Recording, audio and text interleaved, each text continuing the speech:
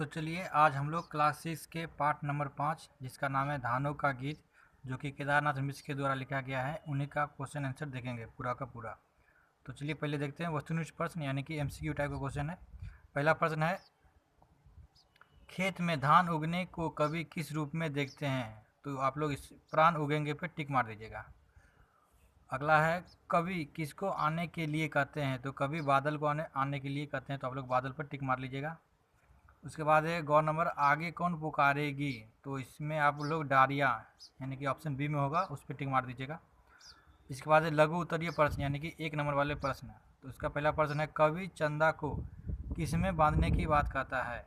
तो इसका उत्तर होगा कवि चंदा को कच्ची कलगियों में बांधने की बात कहता है।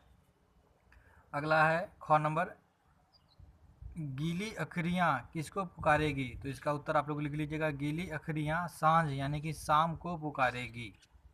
उसके बाद आगे है, धानों का गीत किस प्रकार का कविता है? तो इसका उत्तर होगा, धानों का गीत ग्रामीण परिवेश यानी कि ग्रामीण परिवेश के बारे में चर्चा किया गया है, तो वही ग्रामीण परिवेश का कविता है। हम जैसे लिखे वैसे ही सेम आप लोग को भी लिखना है और याद करना है। अगला है बोधमूलक प्रश्न यानी कि 2 या 3 मार्क्स वाले इसके प्रश्न आते हैं। उन्हीं का पहला प्रश्न है, प्रस्तुत पंक्ति में बादल का स्वागत किसके द्वारा किया गया है? तो इसका उत्तर आप लोग लिखिएगा, प्रस्तुत कविता में बादल का स्वागत धान की खेत, सूखे रेत, सुनसान रास्ते, वन के खेत आदि के द्वारा किया गया है। उसके बाद अगला है,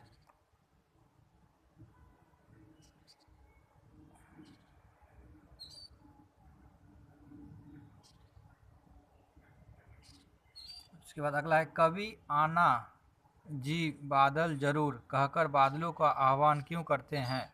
तो इसका उत्तर आप लोग लिखिएगा, कवि आना जी बादल जरूर कहकर बादलों का आह्वान इसलिए करते हैं कि किसान इसी बादल पर निर्भर करते हैं। अगर बादल नहीं आएगा तो वर्षा नहीं होगी, और बादल के आने से ही वर्षा होती है। वर्षा होने के बाद ही खेत में बीज बोने योग्य होता है, इसलिए वर्षा के बिना किसान का फसल नष्ट हो जाएगा। यही कारण है कि किसान बादल को आने के लिए आह्वान करते हैं। अगला प्रश्न है गौ नंबर, बादल का स्वागत कौन कौन और कब कब कर रहे हैं? तो बादल का स्वागत धान की कच्ची कलियां शाम के समय में, बोला है ना कब, तो शाम के समय में। और ठीक उसी प्रकार रेत बादल का स्वागत सुबह में, और वेत के वन बादल का स्वागत शाम के समय, एवं तुलसी के वन शाम में बादलों का स्वागत करते हैं। ये इसका बिल्कुल करेक्ट आंसर है। अगला देखिए, अगला है, धान पकेंगे कि प्राण पकेंगे, इस पंक्ति में धान को प्राण क्यों कहा गया है? तो इसका उत्तर आप लिखिएगा, धान पकेंगे कि प्राण पकेंगे, इस पंक्ति में धान को प्राण इसलिए कहा गया है क्योंकि किसान अपना सारा धन संपत्ति धान की खेती में लगा देते हैं।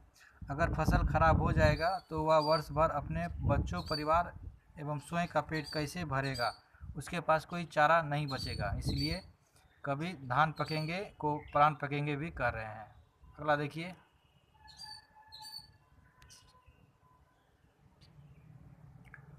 नेक्स्ट है, निर्देशानुसार उत्तर दीजिए यानी कि जैसे निर्देश दिया गया है वैसे उत्तर हम लोगों को देना है। तो इसमें का पहला प्रश्न है, धूप ढेर तुलसी वन झरेंगे, इसके आगे और भी कुछ लाइन है, लास्ट में धन दिए की ढेर। तो इसका पहला क्वेश्चन है, सांझ घिरने पर कौन झड़ता है? तो इसका उत्तर आप लोग लिखिए, सांझ घिरने पर तुलसी झड़ता है। दूसरा क्वेश्चन है, प्रस्तुत पंक्ति यानी कि ये जो लाइन दिया हुआ है इसका शब्दार्थ यानी कि शब्दार्थ स्पष्ट करना है। तो इसका उत्तर आप लोग लिखिए, प्रस्तुत पंक्ति धानों की गीत कविता से लिया गया है। इस कविता के कवि केदारनाथ सिंह है। कवि कहते हैं कि धूप ढलते ही तुलसी के वन में तुलसी झरने लगती है, तो दूसरी ओर शाम होते ही कनेर का फूल खिल जाते हैं। शाम के समय लोग भगवान की पूजा पाठ करते हैं, यह शाम का वक्त होता है। इस लाइन का मतलब यही होगा। इतना ही आप लोग लिख के याद कर लीजिएगा। अगला देखिए, अगला है ख नंबर, आगे पुकारेगी सुनी डगरियाँ पीछे झुके वन वेद। तो इसका पहला प्रश्न है, पाठ और कवि का नाम लिखिए। तो पाठ का नाम है धान का खेत और कवि का नाम है केदारनाथ मिश्र सिंह।